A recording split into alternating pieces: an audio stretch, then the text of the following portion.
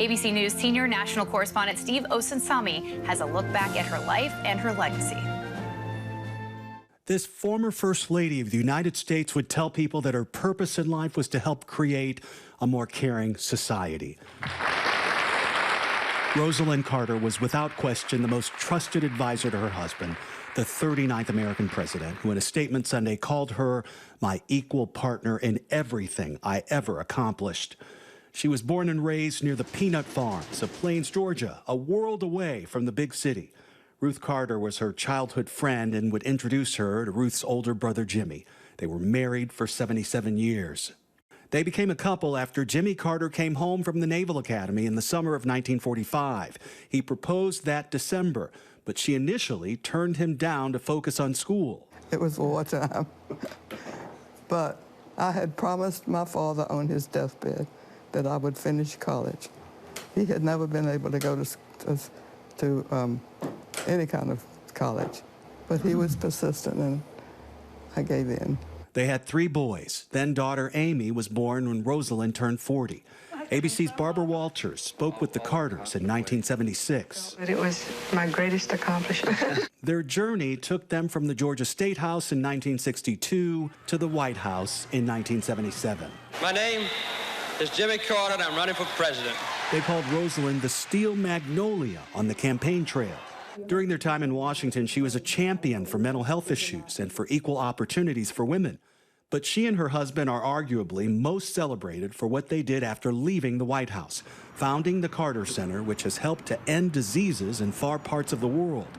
Just 6 months ago, she announced that she had dementia. The former president at the time was already in hospice care at their home. The two are the longest married presidential couple and celebrated their success in this last television interview ever that aired on this network. What advice do you have for people who want to make it last? First of all, choose the right person to marry. Having Rosalynn say, okay, finally, and staying with me all this long has been the most wonderful thing in my life. He's pretty wonderful in my life, too. Rosalynn Carter died peacefully in her home Sunday with her family by her side. She was 96.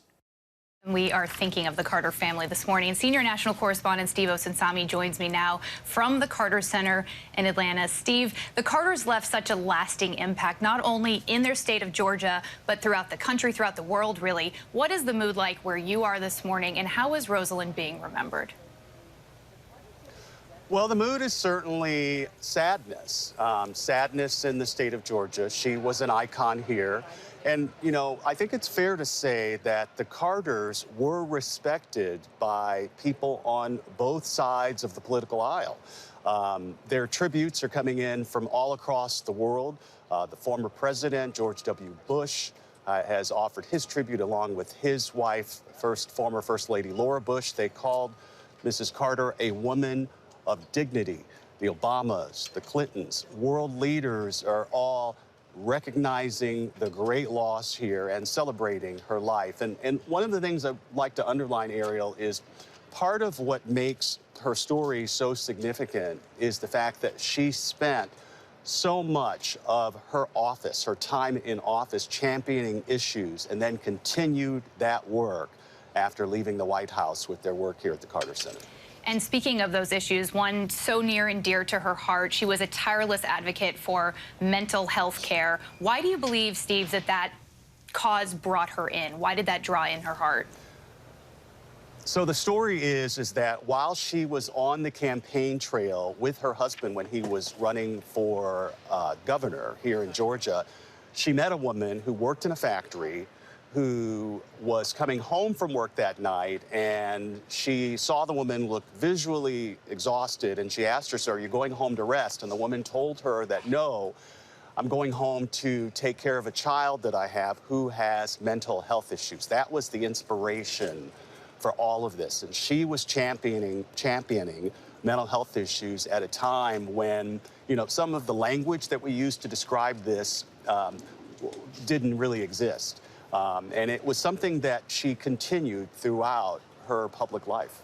And she talked a lot about wanting to rid the world of that stigma when it comes to mental health. And Steve, you sat down with Rosalynn and President Carter. We saw that beautiful interview just a few years ago, and they talked about their 7 decades of romance, of their relationship. What resonated with you most? What stuck with you?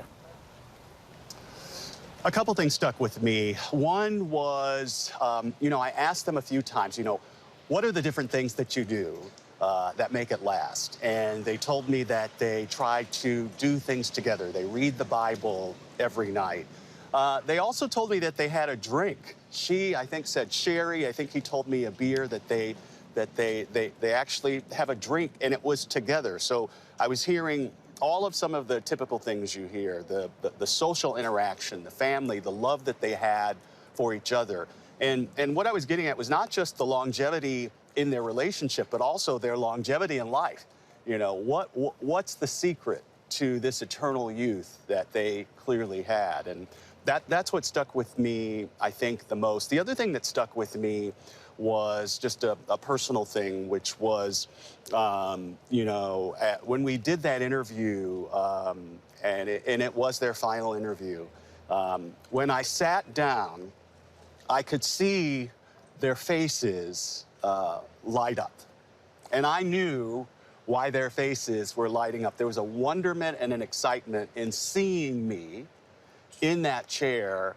And it was clear to me that it was because I could see that they were saying to themselves, look at how things have changed.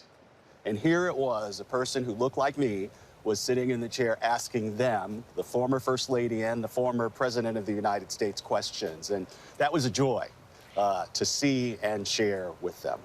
And no doubt, Steve, that had a lasting impression on you and clearly on them, too, to the point where they sent you a letter afterwards. Can you tell us a little bit about that? Yeah, here it is. It's this letter right here. I'm going to cherish it now. It's from Rosalynn Carter. It surprised me when it came in the mail from Plains, Georgia.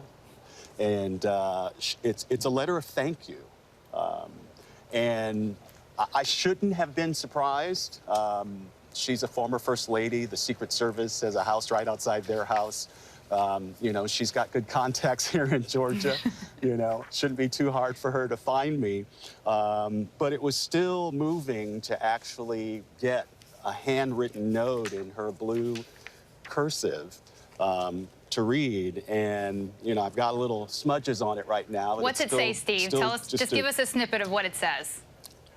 It says, "We enjoyed being with you and talking about our marriage.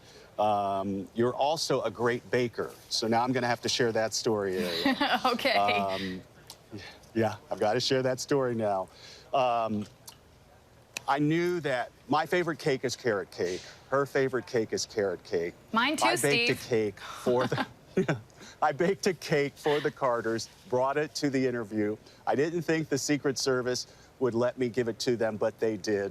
I have a secret ingredient in my carrot cake, and I shared with Mrs. Carter. I wanted them to taste it and then see what that secret ingredient was. She demanded to know it right then and there. My secret ingredient is pineapple. She uses applesauce. And so in this note, she says that, thank you for the delicious cake you made for us. You are a great baker. With best wishes, Rosalynn and Jimmy Carter.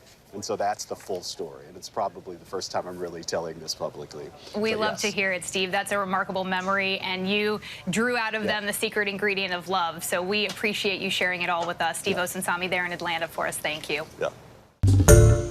Hi, everyone. George Stephanopoulos here. Thanks for checking out the ABC News YouTube channel. If you'd like to get more videos, show highlights, and watch live event coverage, click on the right over here to subscribe to our channel. And don't forget to download the ABC News app for breaking news alerts. Thanks for watching.